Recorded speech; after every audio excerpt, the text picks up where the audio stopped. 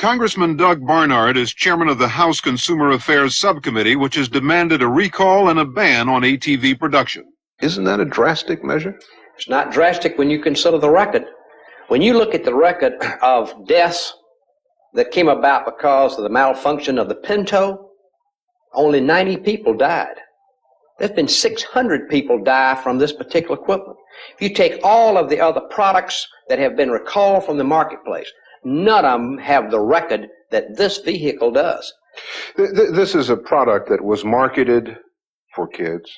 It is to be used by kids. Did they test them to see if they were safe for kids to be used? We have no record that they did. We have no record that they really tested the marketplace, that they took kids and put them on these vehicles to see how competent they were in the operation of them. We have no examples of that at all.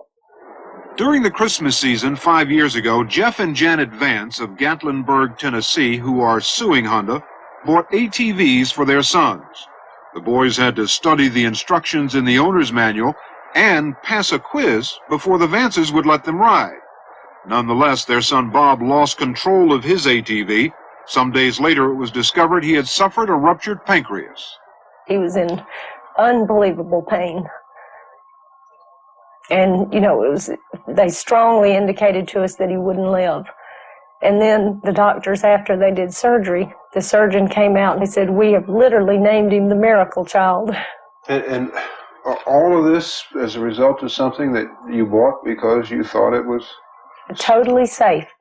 Before they bought the machines, the Vances say they questioned the Honda dealer carefully about the ATV's safety record. What kind of questions did you ask him? I asked him specifically, had they heard of any injuries on ATCs? And he said no, that they had not heard of any, and they had sold a lot of them. What do you say to the people who make these things? To me, the minute that they knew they were unsafe, I cannot believe, especially when it involved children, that they didn't pull it off right away and say, "We made a mistake." Under pressure from Congress, the industry did tone down advertising directed at children. It added a fourth wheel on some models for greater stability and agreed to warn customers that adult-sized ATVs should not be used by anyone under 14, and also to warn against one of the most dangerous of all abuses, riding double. How well is the new warning system really working? We went to a Honda dealer in Yuma, Arizona, near where we'd been filming. We hid the camera across the street as motorcycle expert Randy Nelson, wearing a concealed microphone, asked the salesman about an ATV for his 9-year-old twin sons. Without hesitation, the salesman recommended an adult-sized ATV for the boys. And right now, their size, this vehicle is just right. Or if these guys really, you think they're really going to get good at it and they really like it, well, maybe you go to the 200. Oh, I see. Still a 4-stroke. What's the biggest, the one that you think that they'd be okay on? From here. 250? Yeah. I see, okay. I like to see Then Nelson asked the salesman if the boys could ride double, contrary to the warning label. I see this says no passengers. Can these guys ride together or no? Sure. It's okay? They all say that. Now, big guys like this now are big enough to carry you and two adults. Yeah, they're almost 10, so But they're recommended for one, for safety purposes. Okay. But you can ride two. Okay. We showed the footage to Congressman Barnard. That's the most irresponsible example of advertising, of selling, I've ever seen. And it violates every assurance that the manufacturers and makers made to us as far as emphasizing the safety. They have done nothing to stymie the sale of those vehicles to people who are not competent to operate them.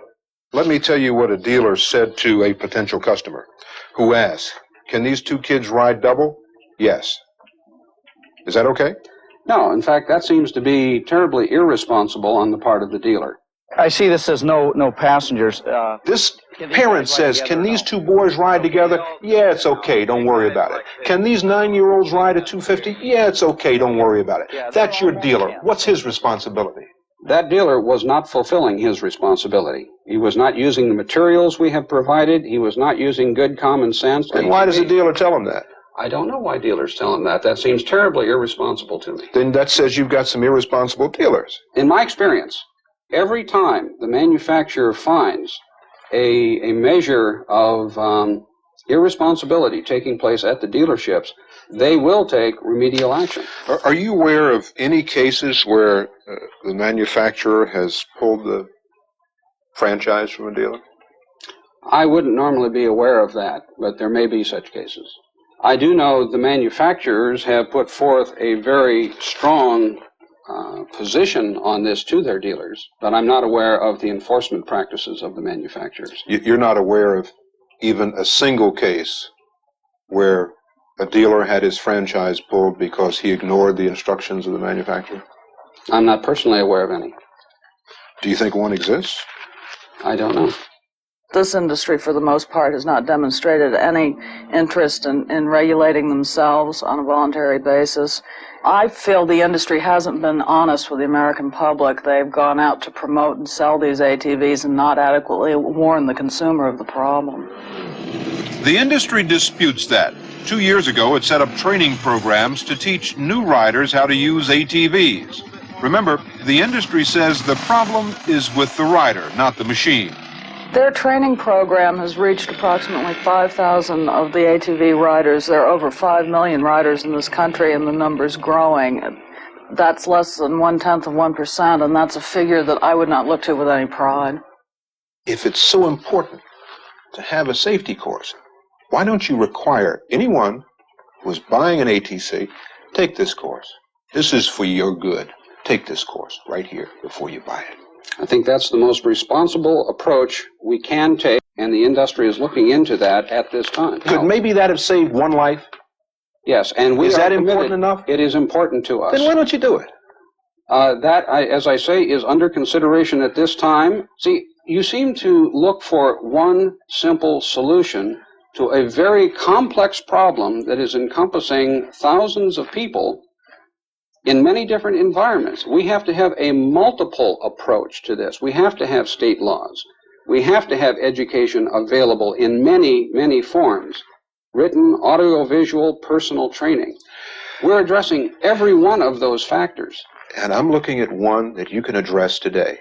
The manufacturers can say today, we are concerned enough about this problem that we are going to take it upon ourselves to say that before you walk out of our showroom with this machine, you're going to take a lesson.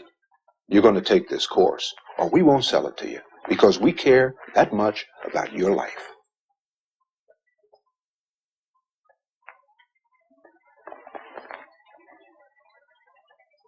Can you do that? Yes, we could do that. The Consumer Product Safety Commission isn't waiting around for that to happen. Having just determined that ATVs pose an imminent hazard to public safety, the Commission will soon go to court to force the manufacturers to recall all three-wheel ATVs and all four-wheel ATVs which are used by children under 16. The total cost of the recall could exceed $1 billion.